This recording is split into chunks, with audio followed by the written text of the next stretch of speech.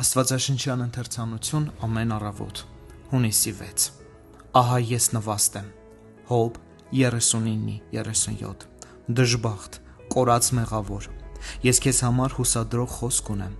Դու ենթադրում ես, որ չես կարող գալ Աստծո մոտ, քանի որ գարշելի եւ արհամարված ես Բայց չէ որ չկա երկրի վրա ապրող մի սուրբ, որ չզգա սեփական նվաստությունը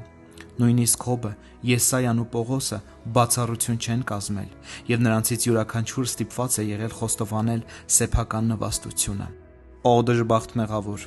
Միթե կամաչես նույնն անել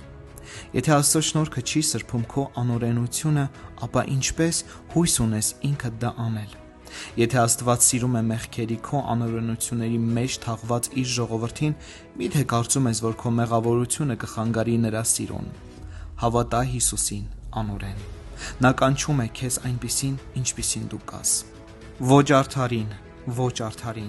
որ ընդունել է շնորհքն իր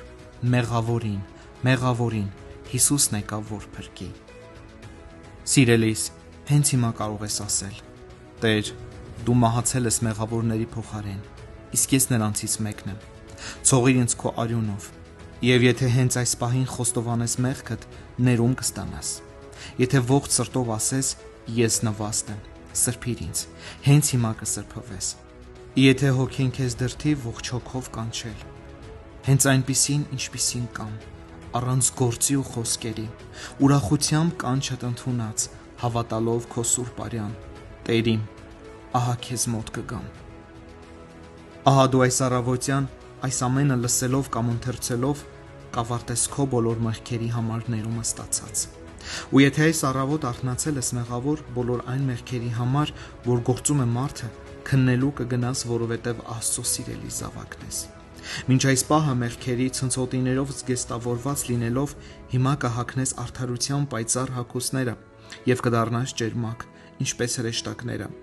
քանի որ հիմա նկատիր ժամանակը բարենպաստ է Եվ եթե հավատաս նրան, ով արդարացնում է մեղսագործներին, դա քեզ համար արդարության կվերածվի Թող Սուրբ Հոգին քեզ համար փրկարար հավատ տա ամենանվաստներին ընդունող Հիսուսի հանդեպ